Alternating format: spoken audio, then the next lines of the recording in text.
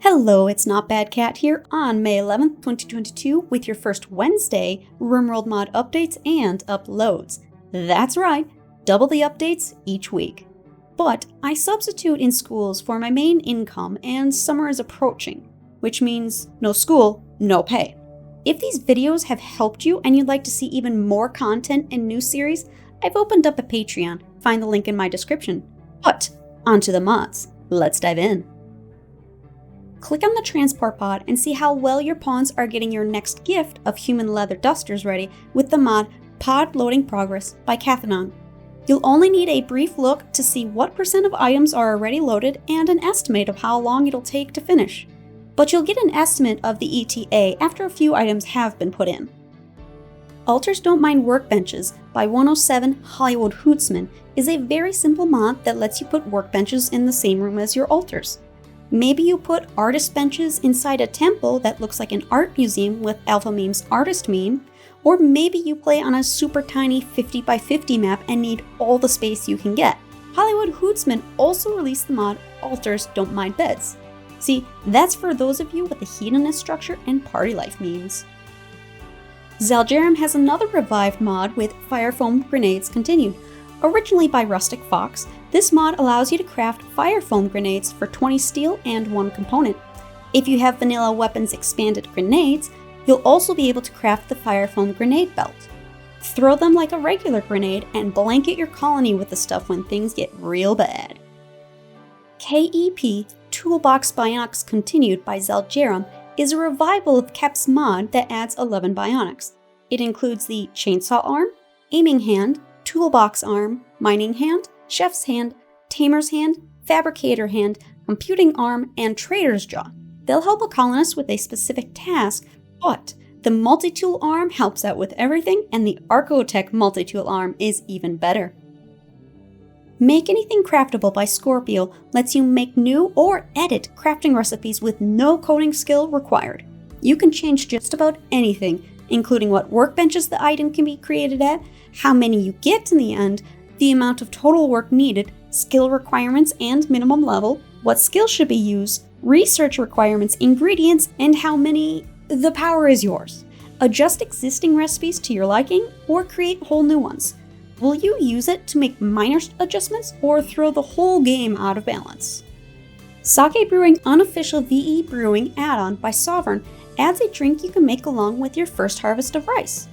The process of making it is just like other alcohols. Make mush, put it in a cask, and let it age for 10 days. After that, you'll have a drink that increases the psi focus of pawns and a small buff to their mental break threshold. Struggling to keep your food cold and really need to see how close something frozen is to rotting?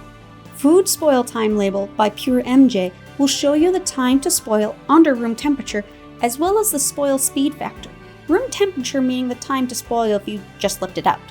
So if you just barely managed to get that corpse into the freezer before it would rot, now you know it's probably the first one you should butcher before a solar flare comes. Do you think pawns with no passion are dreadfully slow in leveling anything up? If so, you might like Passion Tweak by Viz. Set the learning rate for no passion, minor, and major. Vanilla is set at 35%, 100%, and 150% respectively. This set the mod's default to 100%, 125%, and 150. But you can set any of them to be between 10% and 1000%. But things might get a little weird if you set it too high. Vanilla Genetics Expanded by Sarg Bjornson and the Vanilla Expanded team is reimagining Genetic Rim. And even if you played and loved Genetic Rim, well, there's so many changes you might as well call it new. Create hybrids of animals of all kinds. And humanoids too. There is so much packed into this mod that I will barely scratch the surface today. But subscribe and stay tuned because I'm working on a video that will go into much more detail if you're feeling a little overwhelmed. And if the Patreon goes well, I can work on it more and finish it faster.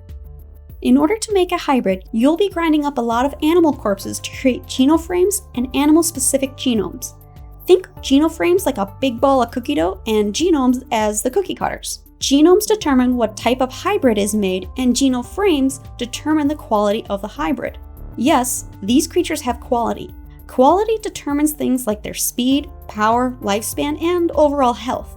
There are currently 12 genomes. ursine, boom, avian, feline, muffalo, rodent, canine, reptilian, equine, insectoid, colossal, and humanoid.